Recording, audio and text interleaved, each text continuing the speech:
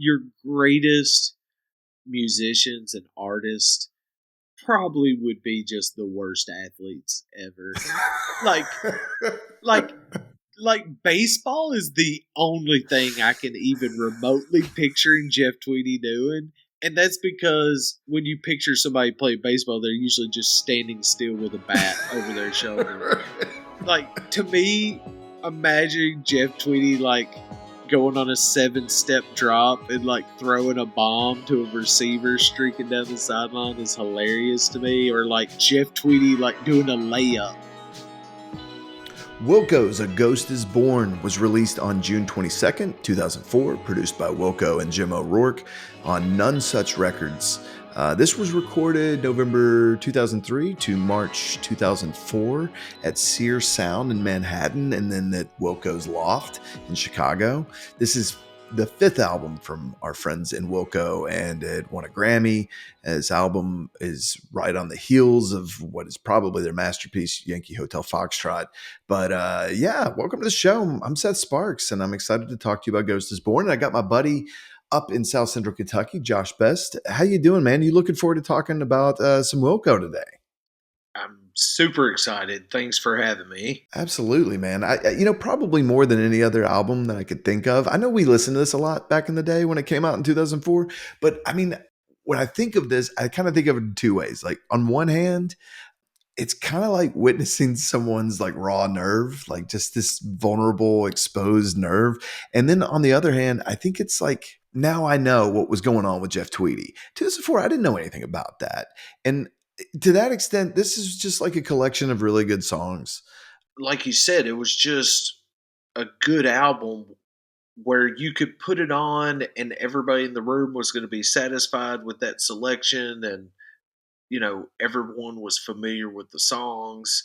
I remember really enjoying this album when it came out, and I remember highly anticipating it because I liked Yankee Hotel Foxtrot so much. These are just a bunch of good songs. I didn't think too much about the undercurrent of what was going on with Tweedy or Wilco or any of that stuff. I did want to read a little excerpt from his 2018 book, and that's Let's Go, so we can get back. And he says, in November of 2003, we went to New York to record with Jim O'Rourke, myself, John Sturratt, Glenn Cochi, Leroy Bach, and Mikael Jorgensen. We're going to hole ourselves up at Sear Sound in Midtown Manhattan and start work on A Ghost is Born. It's also where I was pretty sure I was going to die. I mean that in all seriousness. I thought I was going to die. Every song we recorded seemed likely to be my last. Every note felt final.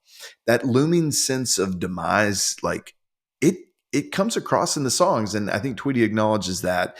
And he talks about how he had this original concept for A Ghost is Born that was something like a Noah's Ark type theme.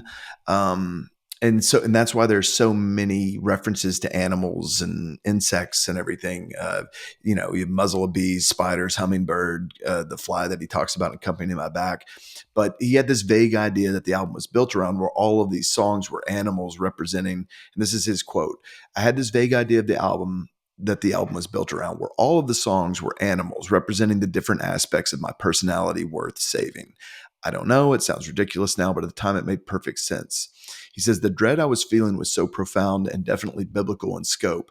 It felt like a big flood was coming, something no one could survive. So I was saving anything I could, piling it all onto this ark as a way to salvage whatever I could of myself. I was a goner, but I didn't have anything to lose. A Ghost is Born would be a gift to my kids who could turn to it when they were older and put together the pieces of me a little bit more than I'd been able to put together myself in real life. I mean, wow, when you read that and the gravity of that, and then you listen to Ghost is Born, all of a sudden it makes sense. And you can listen to the album in that context, and the depth is just it kind of unleashes another dimension. You don't have to know any of that to enjoy this album, right? Unbelievable. Yeah. I mean, I didn't know any of that until we started preparing for this episode. So, pretty amazing. And like you said, I mean, now the title of the album makes a lot of sense. It's like, okay, he thought maybe a ghost would be born while recording this album. So, that's pretty incredible.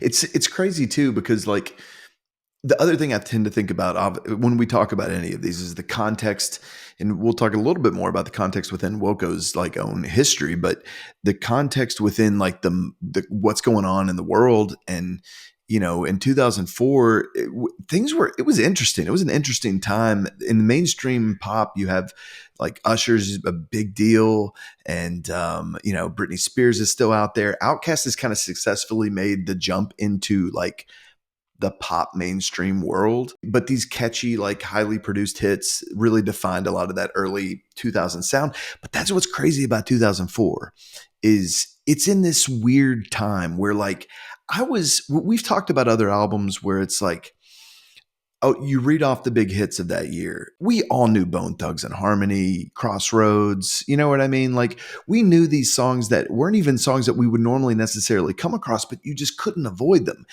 And 2004 didn't feel like that. Things were starting to get fragmented. Everything was a little bit different.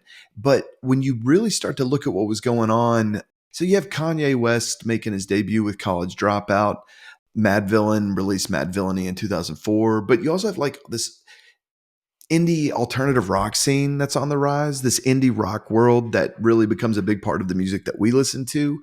I think is a good extension of a lot of the music from the 90s that we love too. It's like that stuff is no longer in the forefront. It starts to kind of have this undercurrent and it lives somewhere else. And it's much more niche. You can't just talk to the person on the street about these songs anymore. It's like, you find the person who likes the thing that you like. But think about, the Strokes, the White Stripes. They're firmly on the scene now with this sort of garage rock revival kind of sound, not to be too like, reductive of that music, but Arcade Fire is out there. But listen to some of these albums, The Killers, Hot Fuss. But in 2004, you also have Interpol, Annex, Modest Mouse, Good News for people who like bad news. You have Arcade Fire with Funeral, Animal Collective, Sung Tong's Franz Ferdinand self-titled album. That was a big deal. TV on the Radio, Desperate Youth, Bloodthirsty Babes, Dunyan. I've never been able to pronounce this album right, but Ta Det Lungt. I've never heard anyone actually say it out loud. I just downloaded it on Kazaa or Soulseek back in the day and listened to it. The Walkmen, Bows and Arrows, Joanna Newsom, Milk Eyed Minder, The Go Team, Thunder Lightning Strike. I mean, it's like you're getting that indie scene that's starting to pop off, and it's more niche now.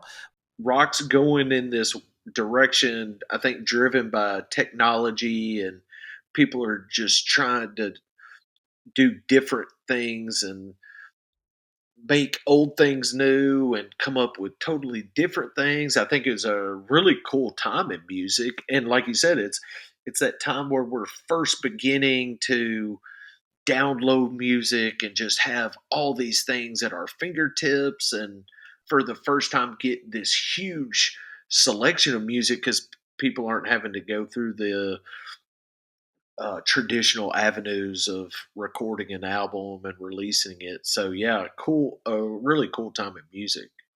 And it's like, okay, so in 2003, I think is when iTunes came on the scene. Napster's already dead. So like it's gone. But like I said, like Kazaa and Soulseek and ShareBear, like if you had somebody that either had that or I would have an account. I don't know. I feel like most of the CDs, if you were to go back in our CD cases, you'd probably find mostly printed out like you go buy a bulk of empty CDs and then someone makes you a CD, and like you're no longer really seeing the album anymore. You're just seeing this digital. It's digital now. Things are becoming like exclusively digital. At least that's how I remember it. I don't know if your CD collection looked like that. Of course, yeah. You're the one probably supplying my CD collection. You're burning me albums and being like, dude, you've got to listen to this. That's how things were spread. It's like, and when you think about Ghost is Born in the context of all that, I mean, it's very different from both the mainstream pop and the growing sort of indie rock movement. Wilco was kind of going for something that just felt deeper, more experimental, and definitely more challenging, I think, in many cases. Some of the longer cuts on this album, the longer guitar jams, you notice it. I don't think about it when I'm listening to Spider's Kid Smoke, when I'm just sitting around listening to it with headphones on. But as soon as you're listening to it around someone else, and there's like, you're on like minute 3 of the crazy guitar solo in that, you're like, oh, I'm subjecting someone to something that I hadn't even considered. You know what I mean? Right. It's challenging in that way. And then we'll get into to the big glaring challenging part of the album too. I'm excited to talk about that. Tweedy's really plagued by migraines his whole life. He has crippling anxiety. He deals with depression, and this is kind of his self-medication for that. So he's really going into all of those things. And this emotional quality of Ghost is Born, I think, really sets it apart from so many of the other albums that we talked about. And their ability to mix that introspection with the experimental sounds is sort of special in the music of the early 2000s. It definitely, this album was not made for mass appeal. This was not a commercial play to like, let's get on the radio, at least not from what I can hear. Maybe there are a couple songs that are an exception to that, but it does seem like it's meant for like a deeper connection for someone who's willing to go into it and spend time with it and dig into how complex it can be. But it asks something of the listener, like unlike most of the other albums that we've talked about. It kind of asks for patience, for like deeper reflection. It's not the easiest listen if you're just throwing it on in the context. Did you have any experience with that the past couple weeks playing this in front of anyone else?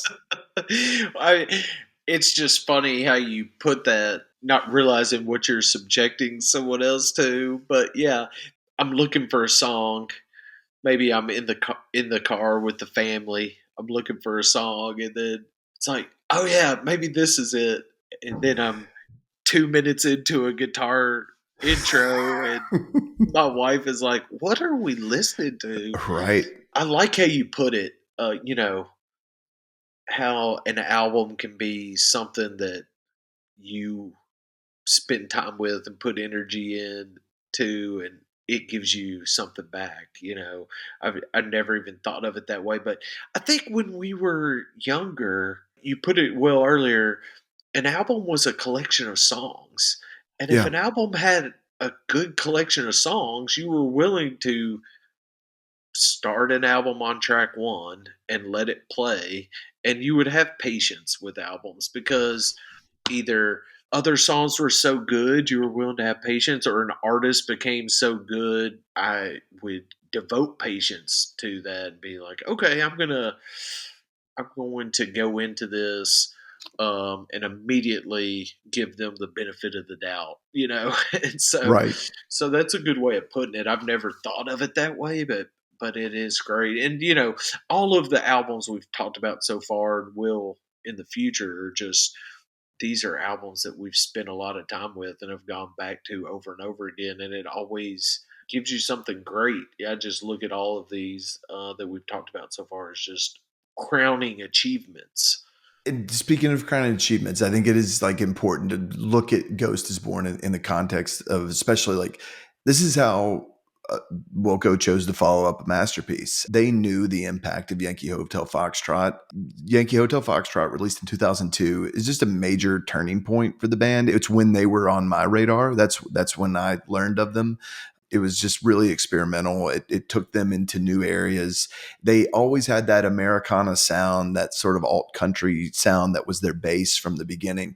But with Yankee Hotel Foxtrot, there's a lot of dissonance. There's a lot of electronic noise, a lot of like sound design, very introspective lyrics. It was just a big success and considered by many people, and myself included, to be a masterpiece, and just helps establish them as just one of the best bands of their generation. I think my favorite albums aren't always the ones that you listen to on first listen and you get it all. You hear everything and you're like, got it, love it, sold.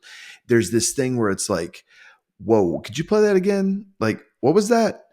And then you go back and there's a complexity and a richness that's impossible to get on like one listen. And Yankee Hotel Foxtrot was that for me. And it would just kind of drew me back in. it like changes your brain in some way, and it takes time for that process to happen. And over time, your love for that album grows. And that's how it was for me with that album. And it's like, what's Wilco going to do after this? And how big of a role did Jay Bennett play in all this? They're not going to have his guitar. Who's going to play guitar on it? It's going to be Tweedy. Tweedy decides he's actually just going to do it himself, which is, I think, one of the most interesting things about the album is the guitar work. Yankee Hotel Foxtrot made this band legendary, and the term that gets thrown around all the time is the American Radiohead. Tweedy apparently wasn't too crazy about it. I mean, which makes sense. No one wants to be like, I'm not me, I'm an American, someone else. But in a 2004 interview, he dismissed it as a, quote, critical shorthand for, I don't know what to tell you it's like, but trust me, you'll like it, unquote. What do you make of that narrative, man? What does that do a disservice to either band or to both bands? What do you think when you hear the American Radiohead? The first time I heard it, I was just thought that that's kind of silly, just the comparison. Why, as humans, do we feel like we must compare everything? We do it in sports and art and culinary and all these different areas. I'm a huge fan of Radiohead. They might, I would say they're my favorite band Yeah. and have been for most of my life. When I hear that, I'm kind of like get defensive, like, wait a minute, what, wait a minute. But I don't make that correlation. Now, when someone starts making the points or saying, well, you've got this and this, it does. Obviously, they're two of the greatest rock bands ever and were around at the same time. So why not? It makes sense that those would be compared. But I've never thought you like Radiohead, where you're going to love Wilco, or vice Right. versa. I've never once been like, yeah, Yeah. you're a huge Wilco fan. You've got to check out Radiohead. They sound just alike.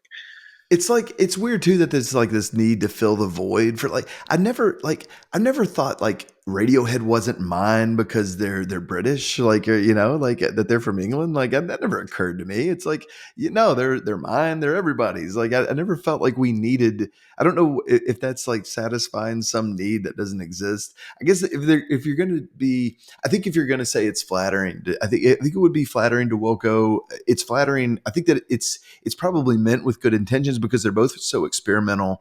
They push boundaries and they do great work consistently. So I mean, that's good.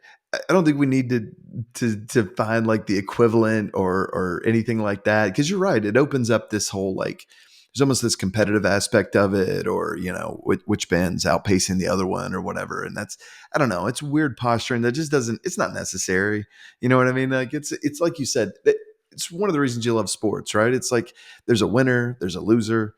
But we try to do that with everything. We try to do it with films. This is the best picture, this was the best actor, and this is the best album. You have Yankee Hotel Foxtrot. It's rich, it's layered, it's complex. Ghost is Born is like, it's raw, it's stripped down. It doesn't have those layers. It's not as much about sound design. Though I mean, there's very interesting work with Tweedy's guitar parts, but that's not really what it's about. But it very much is like a risk-taking album. That's the thing I think is so interesting about it. It's kind of a commitment to push things further in the way that you're not playing it safe. Just like Yankee Hotel Foxtrot didn't do that, but it's certainly not an attempt to be like Yankee Hotel Foxtrot Part 2. One book that I'm going to be pulling from a lot, he wrote a book called How to Write One Song, which is a great book. Even again, if you don't like Wilco, even if you don't want to write a song, it's just an interesting exploration of the songwriting process, and like has some really interesting approaches in there. So definitely would recommend How to Write One Song. And then there's a book called Wilcopedia by Daniel Cook Johnson. And it's just kind of like a track by track breakdown of a bunch of Wilco songs. So definitely want to give a shout out to Daniel Cook Johnson for his work on Wilcopedia. It's a big, it really was helpful when reviewing the track listing for this album. But the quote in there is, the highly anticipated follow-up to Yankee Hotel Foxtrot was overshadowed shortly before its release by the news that Jeff Tweedy had entered rehab for an addiction to prescription painkillers. And we're going to get into it. We're going to get the track listing. But before we do, I am going to do a little story time just by reading an excerpt from Jeff's book. I've been to dinner parties and other social situations where I can't even pretend to get with small talk. I want to be nice. I want to be there, but I'm not on that wavelength. I can't get there. I can't just abruptly turn to the person next to me and say, "Where do you think we go when we die?" Even though that's what I'm thinking. That's what's going through my head. And it feels like an attempt at real communication to me. Everything else, well, there's such a fine line between saying to somebody, "The Cubs are doing pretty well this season, huh?" and making uninterrupted eye contact while informing them in a blank face monotone, "I am a normal human. I am a normal human."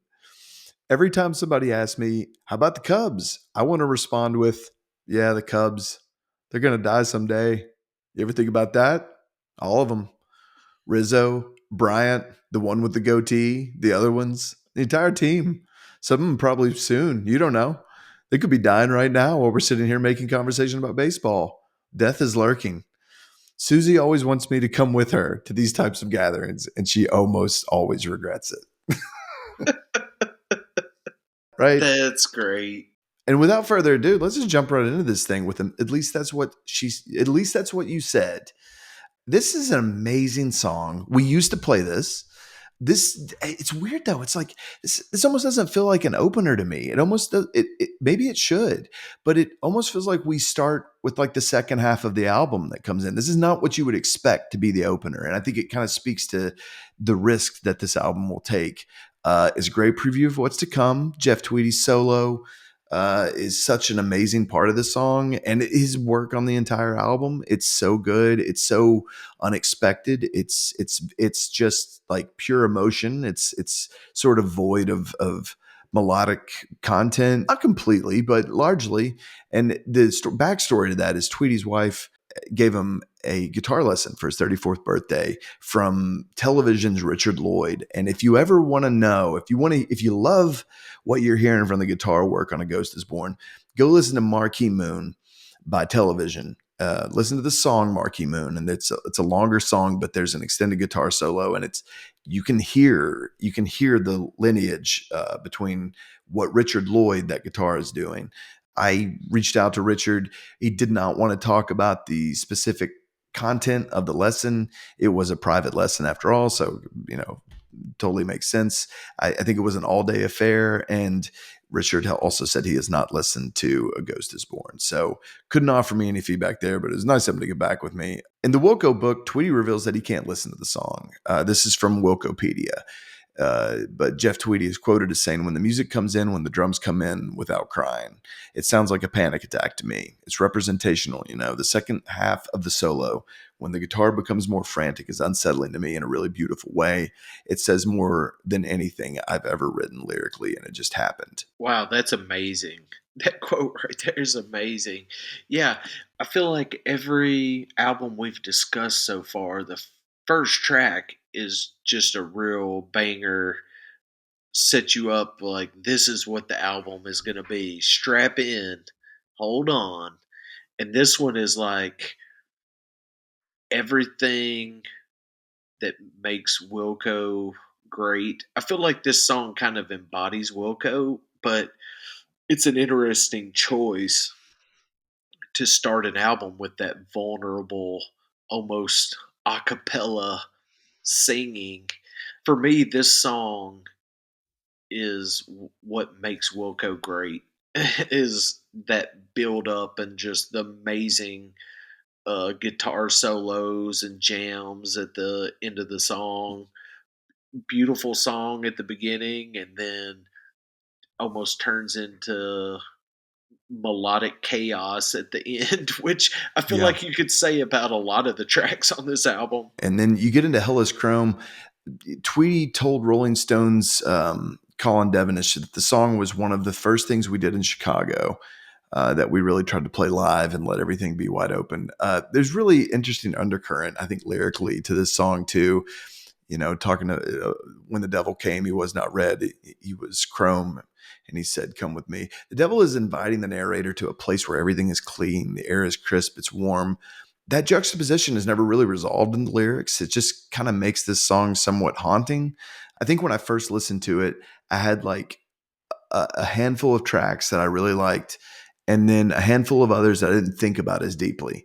And Hellas Chrome was not one when I first heard it that I returned to as much, but it's a rather interesting song lyrically and musically, I think. I'd totally agree. Yeah. I think this is a really beautiful song. The the lyrics are unsettling, but several songs throughout the album, you get some style changes and almost flirting with different genres. And I think this is kind of one of those that starts that trend. Once you get into Spiders, Kid Smoke, I mean, this was probably my first favorite song on the album. It definitely has like these krautrock vibes with motorik beat. It's reminiscent of this band New, and their song Halagalo. It's just a single chord in the verse. Though apparently this started off as originally was way more. There were way more chord changes in the song originally, and it had more of a verse chorus sort of approach. John Sturratt, the bassist, said that it was really the way that it started off was just too bargain basement U2. It was too bullshit majestic. So they just kept stripping away chord changes and got to the verse where it just had one single chord that just chugs along. I love this song. It's like I said, it's like you don't realize that this song is challenging. You just think, oh, this is a nice long banger that you can just kind of throw on and have a good time with. And then you start to realize when you're listening around other people, you're like, oh, this song's kind of pushing you a little bit. 10 minutes and 41 seconds. It's one of those things like when you put on a good album, you just let it take you where it's going to take you. You know, this isn't a song where I'm driving to this thing and I've got 6 minutes to get there. Let me find Kid Smoke. But, you know, I it does. This song takes you on a journey. I love that. I love that this was immediately one of your favorite songs because I feel like it's one of those where it's like sometimes you can get lost and you forget what you're listening to, and then all of a sudden you get to the what would you call that breakdown part? You know, Yeah. the what it's building to, and then all of a sudden everything aligns and it bum Yeah. bum ba da ba ba ba ba Huge. da da da da da da da da. Yeah. You know, so um, that's I think this album is just full of those moments where it's like, okay, we're going to take you down this lane, and then the listener might get to the point where they're like, my gosh, are we ever going to resolve this? And then they take you another, it's like, oh, we could, or we could go another minute. And then they make you wait another minute, and then they just give it. It's like, okay, now are you ready? Ba ba ba da da da da da da da da da da da da. They keep bringing it back. Yeah. So yeah, Yeah. what a great song. Dude, I love it. It's so good. And then it's like you get those songs, they set you up for like this really great stretch of amazing songs, starting with Muzzle of Bees, which I liked back in the day. Always thought it was a great song. I think it's grown on me even more over the years. Just the beautiful finger picking that just contrasts with that again, that sort of cathartic release when things get heavy and they break down and stuff gets a little darker, right? It gets a little bit more mysterious, gets a little heavier during the breakdown. And the lyrics, man, the sun gets passed from tree to tree silently, then back to me. With the breeze blown through, pushed up against the sea, finally back to me. More great guitar work from Tweedy, subtle, more atmospheric than a traditional lead guitar. I love this song. Yeah. Gosh, it is the finger picking is so beautiful, and this song is timeless. I mean, this song could have been written 60 years ago. You know, Yeah. it's just gorgeous. Jeff Tweedy flexed all the muscles in the songwriting. Just puts him up there at the songwriting greats, in my opinion. I don't know about you, but I feel like Jeff Tweedy may be a controversial singer. Like Mm, people may say, well, I don't know. I just can't. I don't like his singing. right. Uh, I've never been like that. I wouldn't say, "Oh, Jeff Tweedy's just a great rock singer," but his vulnerability, like, I Yeah. think that's what makes it just right. Like, a lot of these songs wouldn't be what it is without his vulnerable voice, and this is a great example of that for me.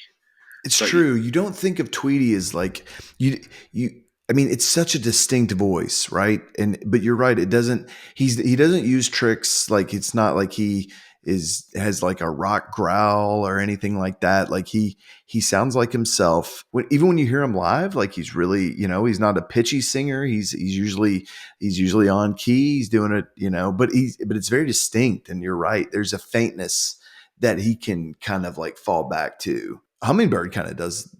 You also hear that quality come through. I have to admit, like back in the day when I first heard this album, I totally overlooked Hummingbird. I think I mistook this song for Quaint, but I mean, I'm saying this about every song, but it's now one of my favorites. I love Hummingbird. Lyrically, I think it's my favorite song on the album. The opening line, his goal in life was to be an echo, riding alone, town after town, toll after toll, a fixed bayonet through the great Southwest to forget her. to go back, what I was saying about Muzzle of Bees and Jeff Tweedy's singing voice, I would strongly disagree with anybody who says that he's not a great singer because his range is really good. I mean, in Hummingbird, he sings extremely high. And I think sometimes when we hear the vulnerability in his voice, it is because he is singing softly and trying to sing softly and sweetly. Like when you sing high, it's much easier to sing loud. When Mm, I'm singing, if I'm if I'm singing in a higher register, if I sing it loud, the easiest way to sing for me is to sing loud. So to be soft and vulnerable, it takes a strain. You have to strain because you're not sending a bunch of air out, mm. So I think Hummingbird is a great example of what a accomplished singer Jeff Tweedy is.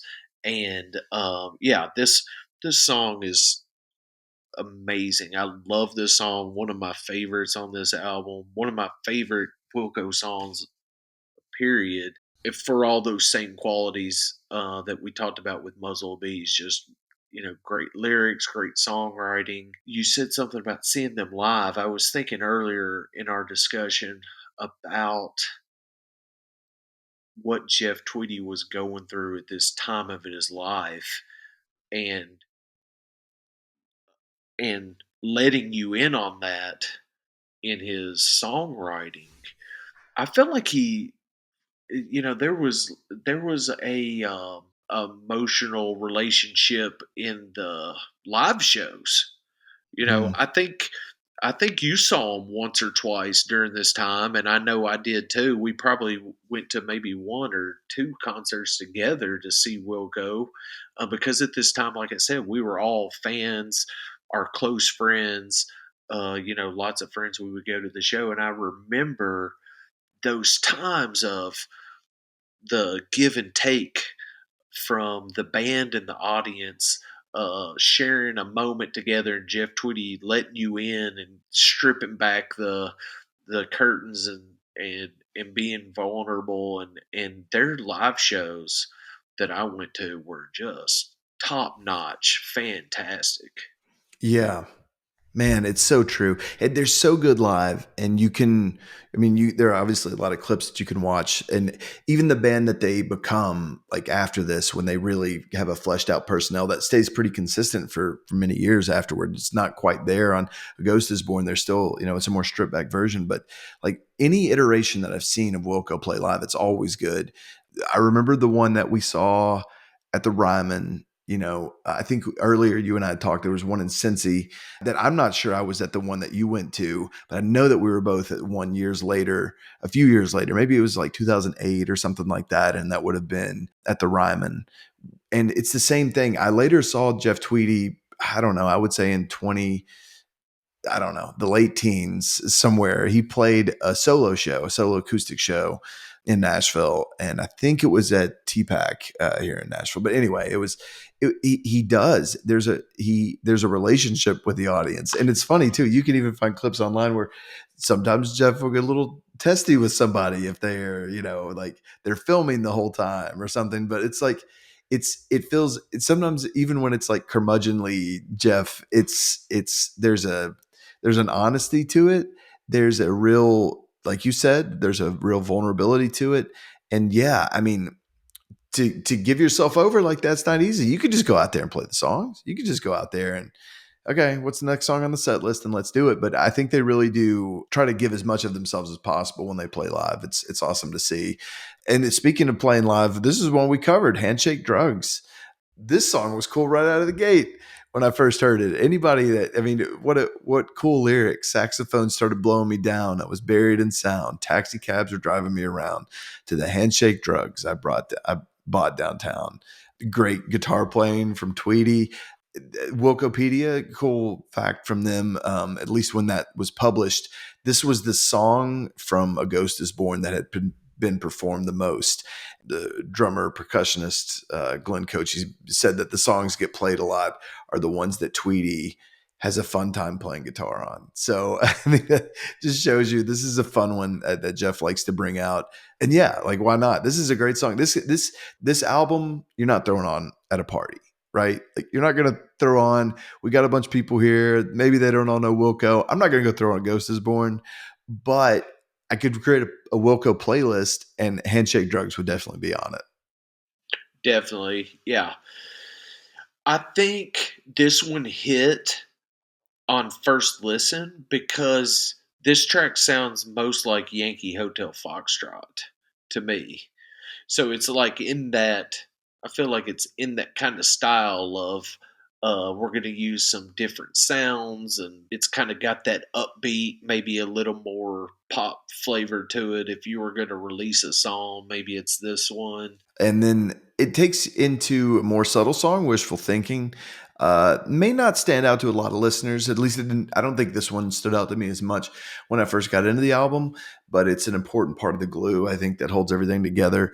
I think that the lyrics, again, kind of like speak volumes about where Tweedy was at, but also just the other thing that I think is interesting. So Tweedy has said that like there was sort of a concern when you write this stuff and you're going through everything that he's going through and you're recording it all, and you have this haunting thought that like every song could be your last, and then you transition over to performing this material live, and you're doing it while wondering like what's my relationship going to be to that material now that I'm no longer on those substances anymore. And I think that Jeff Tweedy, once he took the substances out, I think he had to deal with the long road back of dealing with the things that the substances were masking. The thing that he said that surprised him was that when he went back to it, that the album was way more hopeful and optimistic than a more nuanced take of where he was at than he thought it would be. It's not a glorification of anything that he was going through.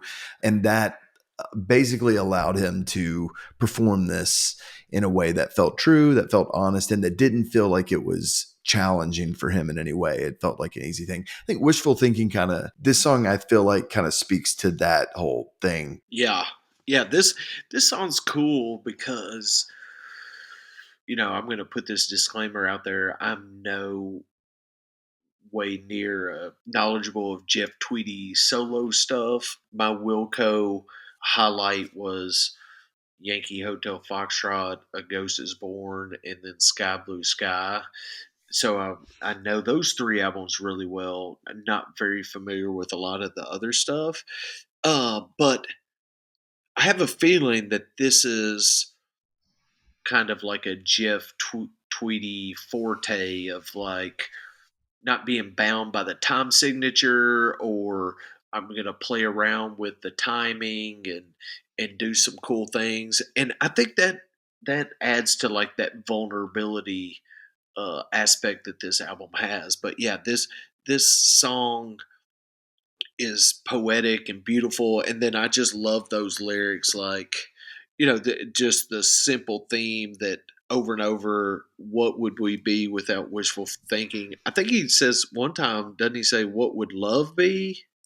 Sometimes, gosh, we were talking about lyrics earlier, and knowing if what this album was really about at the time, and his the things that he was dealing with. And gosh, I just when I listened to music as a young person, I just a lot of the times I didn't even know what they were saying, maybe, and didn't go and seek it out, and Right. I didn't really need to know what they were saying. I was more into the music, the instrumentation, and the music, and how it made me feel, and where it took me.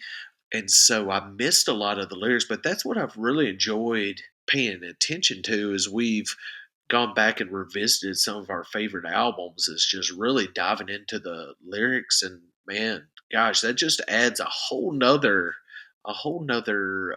layer to this. And I'm probably a strange bird. I mean, a lot of people listen to this will probably be like, "What in the world? You're a fan of music and you don't pay attention to the lyrics?" But I didn't need that.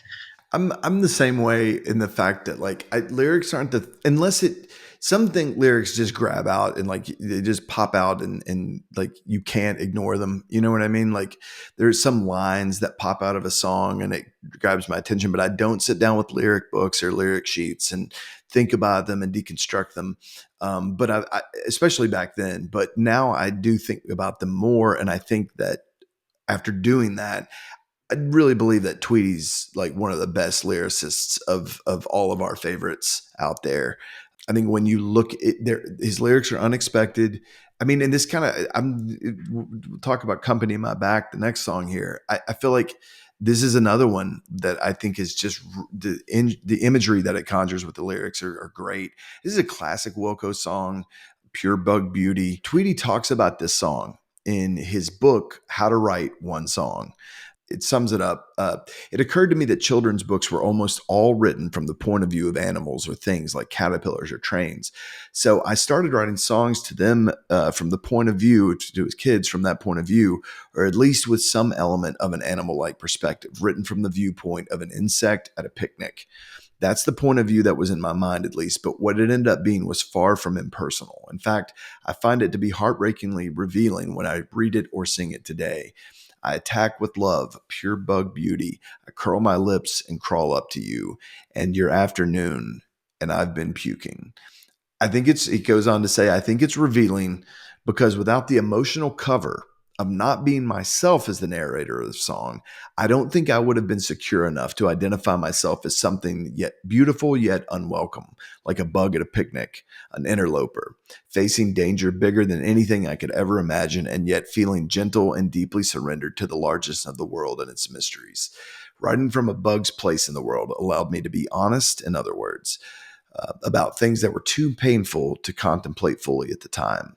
And I love these lyrics. I think they could be about anything.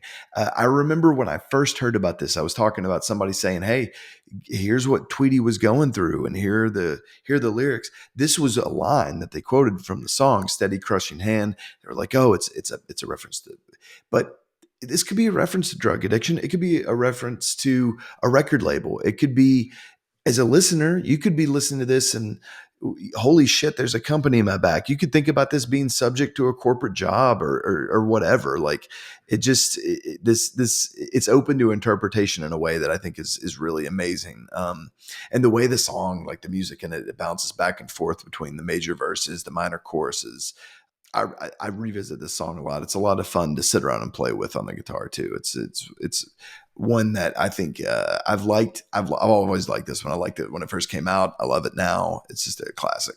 Yeah, I love this song too. That I think on first listen, "Company in My Back," I think the first thing I thought of is just like, oh, here I am, a slave to the corporation for 40 years. I just got to go to work every day. That was the first thing that I thought of.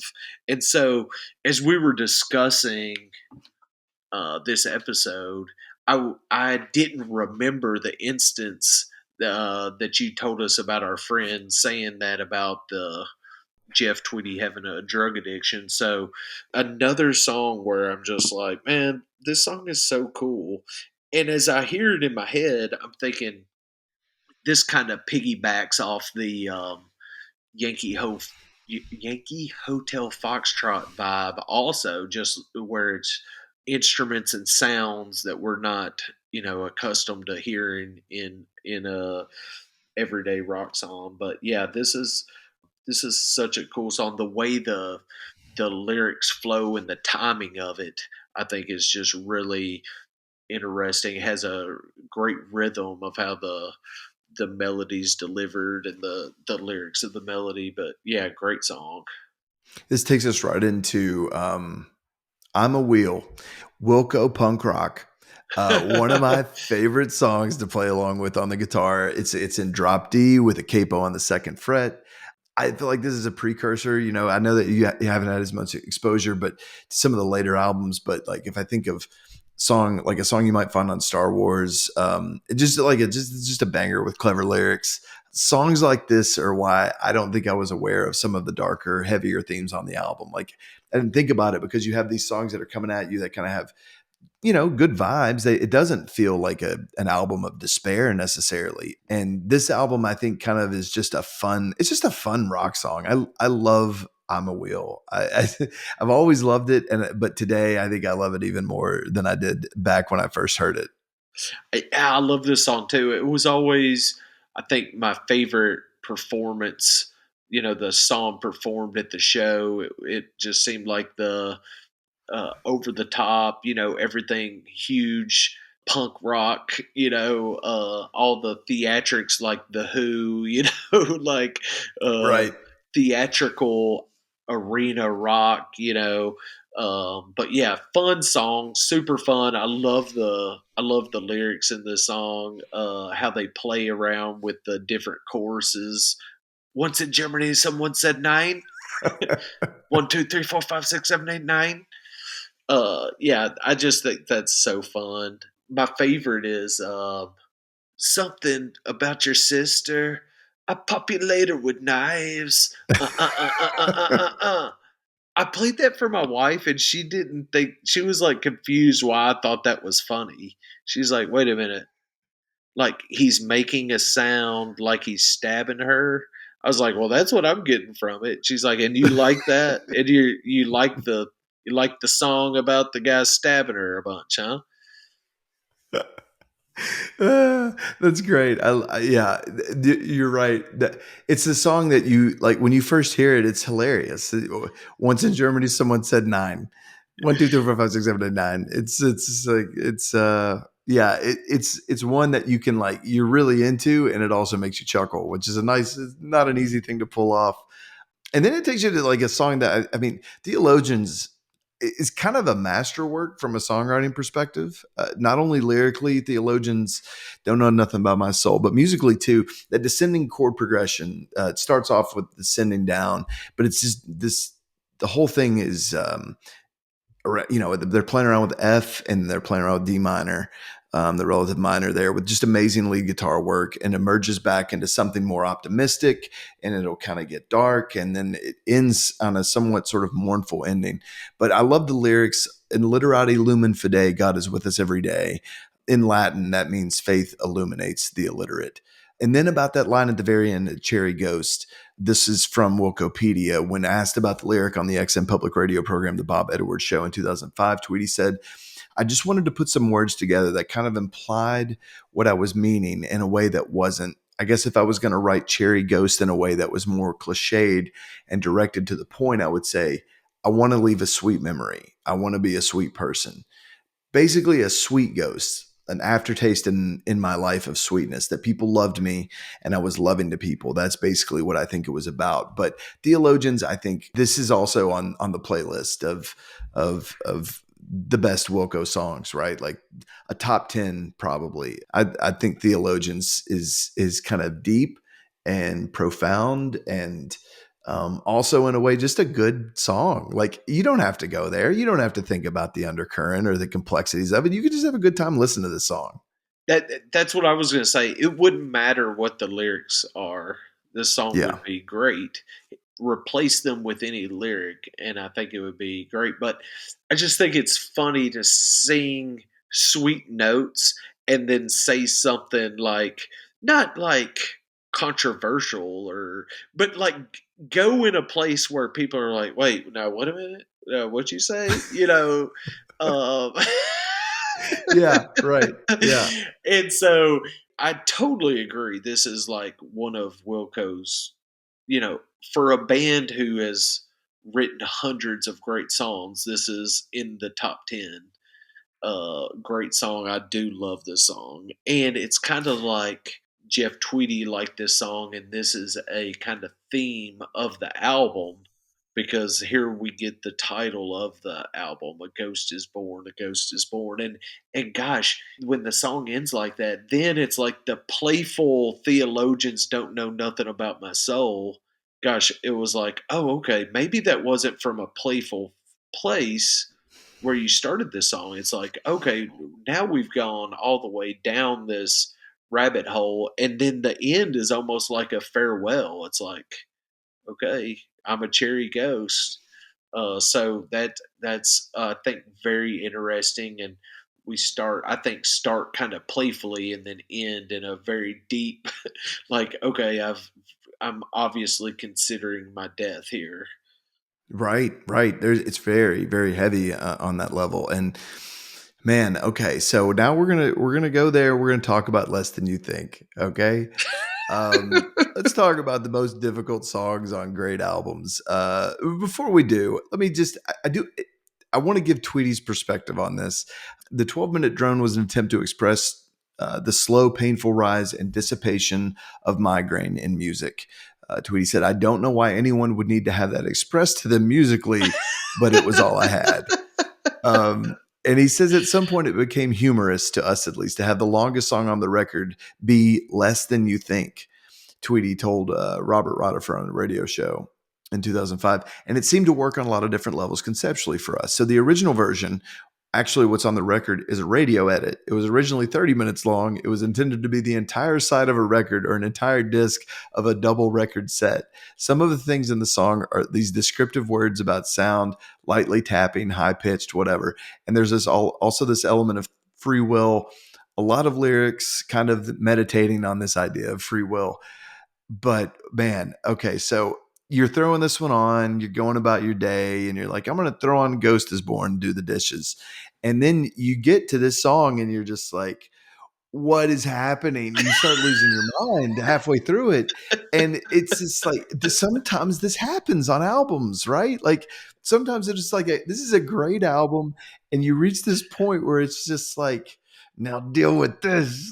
And that's how I feel when I listen to this. I mean, this is who sits through this? Does anyone sit through the entirety of Less Than You Think and just like take it in and be like, yep, I'm doing it.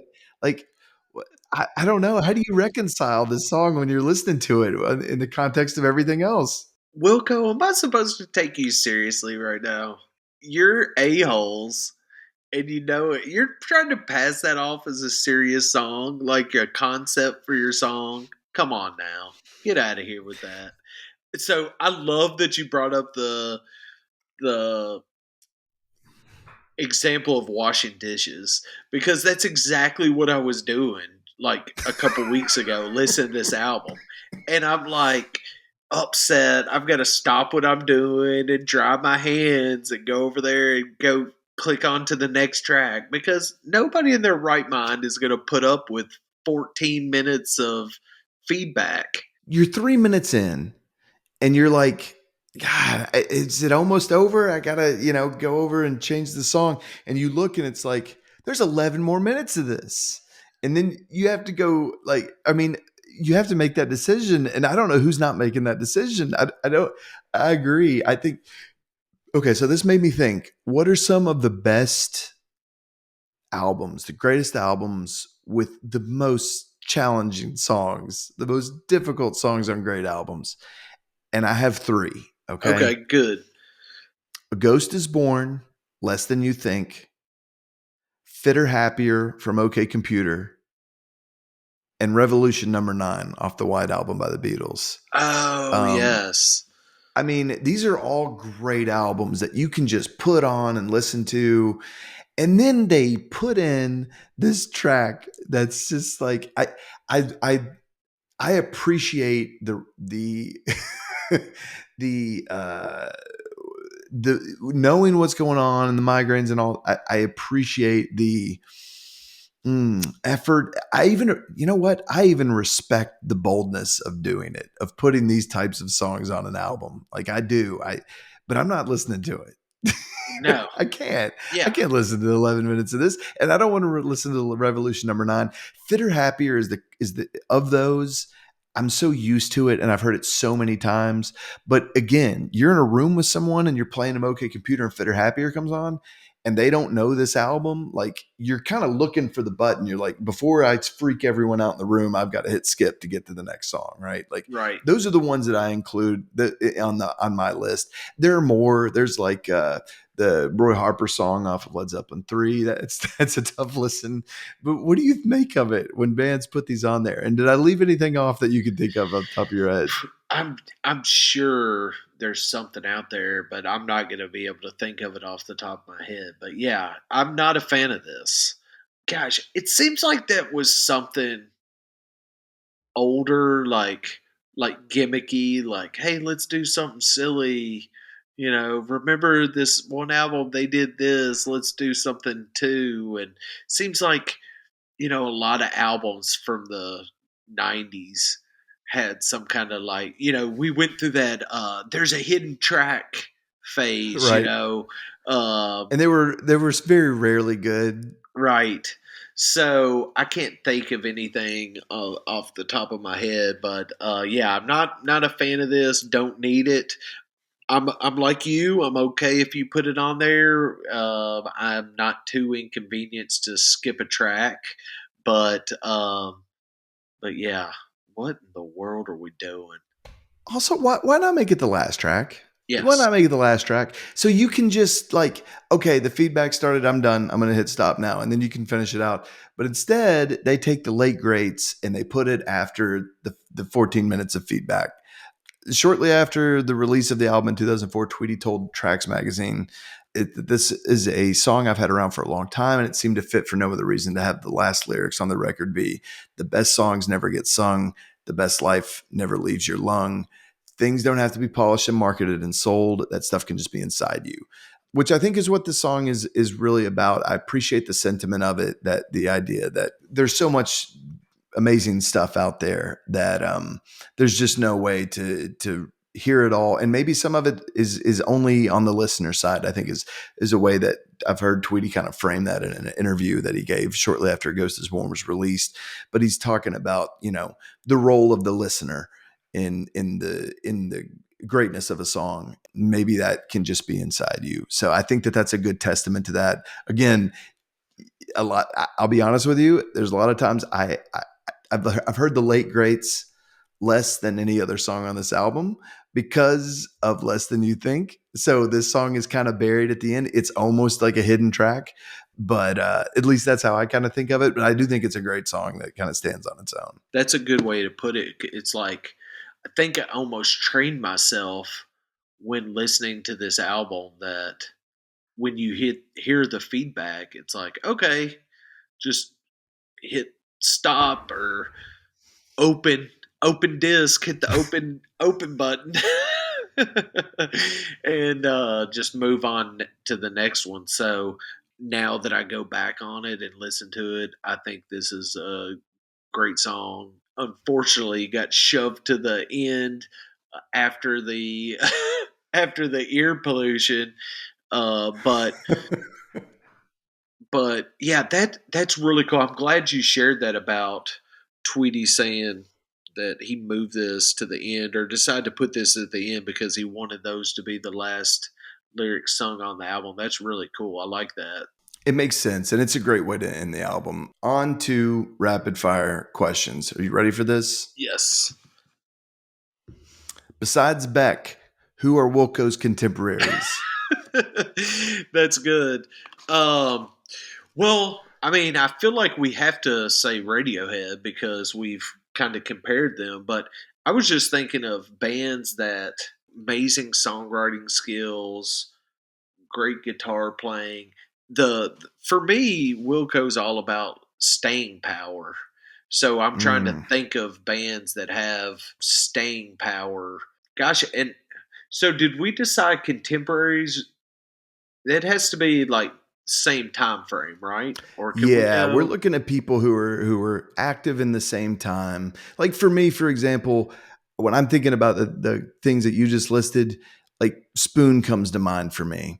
Even though like Spoon started a little bit later than Wilco, but like they're active during the same time and they check those boxes, right? Like staying power, really well written songs, good instrumentation, just like quality stuff. Like you mentioned Radiohead, like those are a couple for me that I think of as being like Wilco's contemporaries. Yeah, that's good.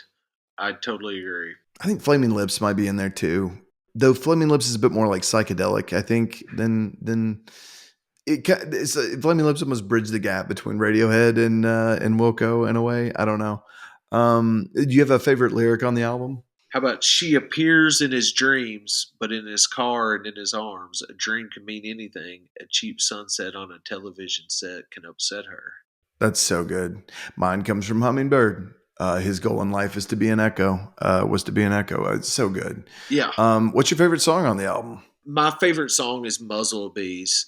Going Mm, back to that lyric of Hummingbird, as we've discussed some other episodes, what comes back to me as I think about what's my favorite song and what's my favorite lyric, it's like after I've listened to A Ghost is Born 2 or 3 days later, and I haven't listened to it for 2 or 3 days later, it's like what is stuck in my head? And right. and what you just sang right there, that's what's stuck in my head. It's like after I put down A Ghost is Born for 2 or 3 days, when I wake up with something in my head, it's usually that exact lyric of what you sang. So for me, I'm gonna say I'm a wheel.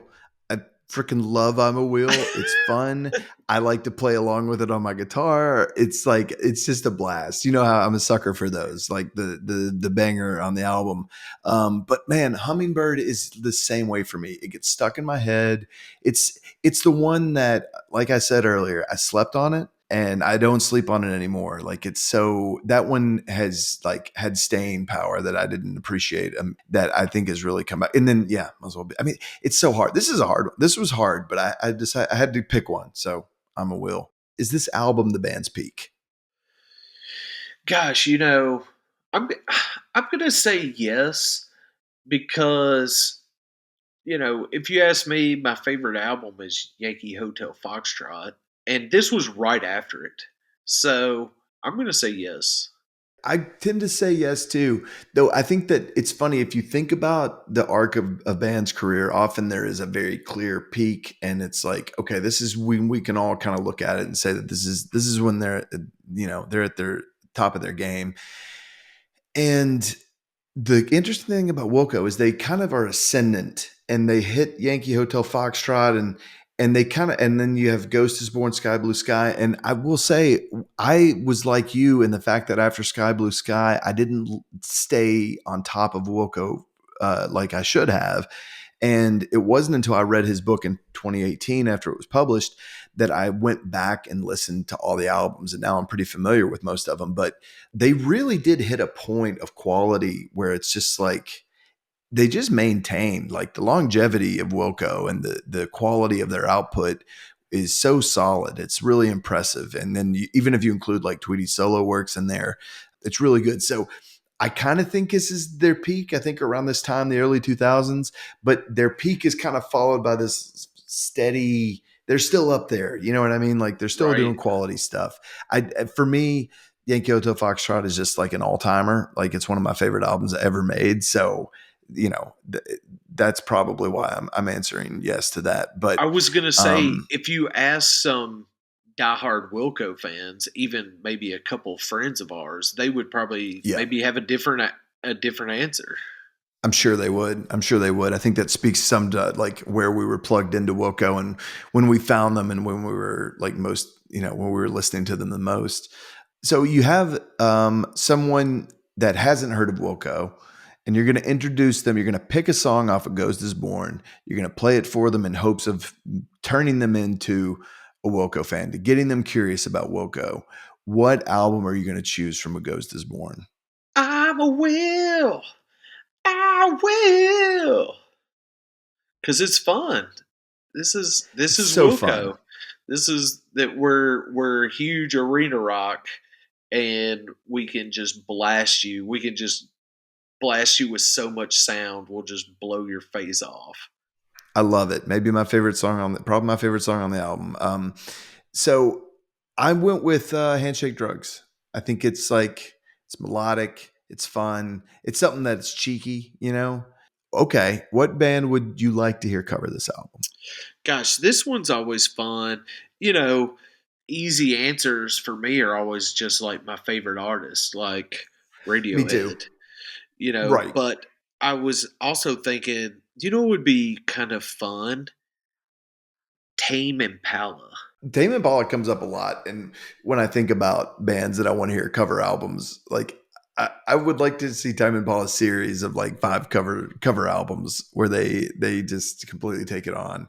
I also do this thing where I often, because it's a thought exercise, sometimes it's like I can go down different avenues and think like, okay, now this would be interesting take to hear this person do it. But I usually end up being like, okay, what do I want to hear? What do I really want to hear? And I really want to hear Blur cover A Ghost is Born. Gosh, Um, because think about Graham and his kind of take on what Tweedy's doing on the album. There's a lot of good like catchy piano hooks in this.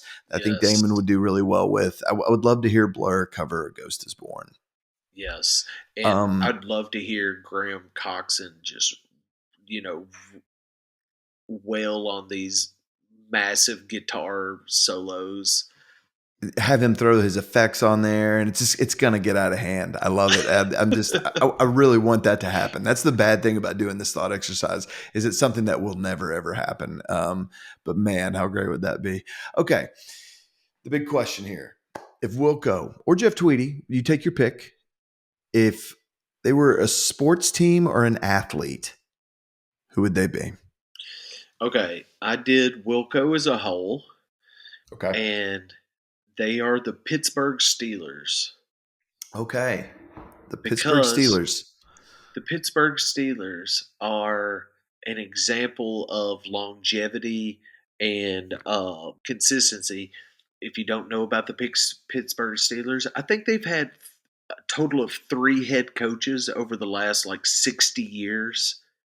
They Hmm. never miss the playoffs. They're just always good. I'm not a fan of the Pittsburgh Steelers. I wish I was born a Pittsburgh Steelers fan. My life would be much better than it is. But instead, I'm a Chicago Bears fan.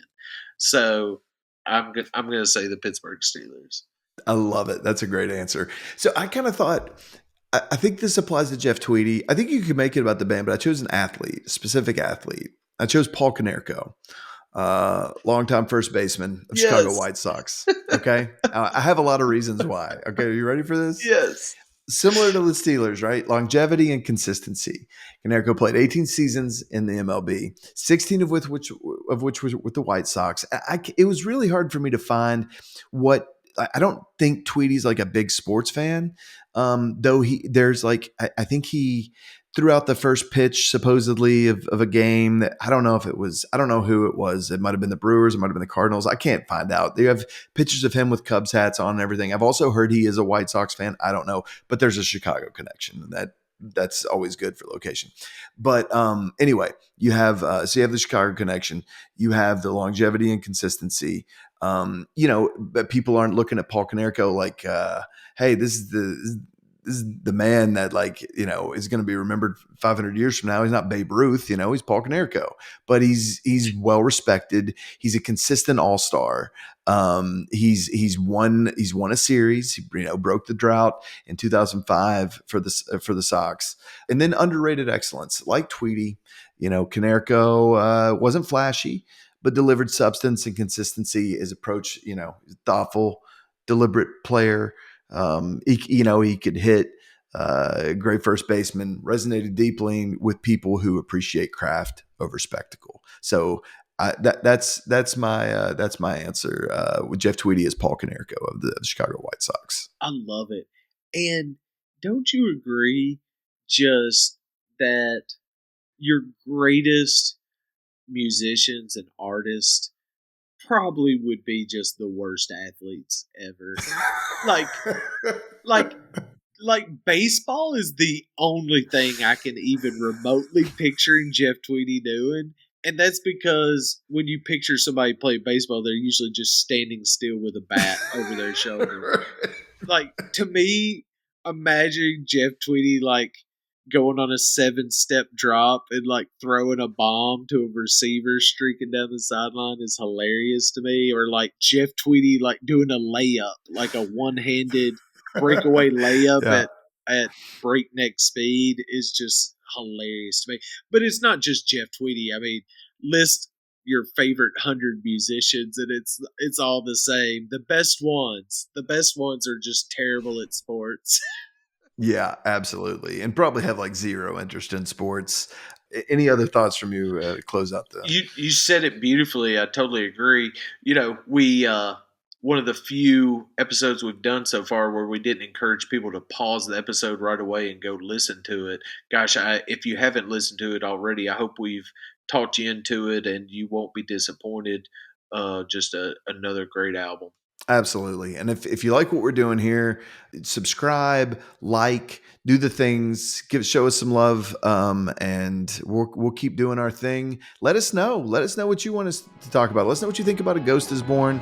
It's been nice talking to you, buddy. And yeah, we'll talk again soon.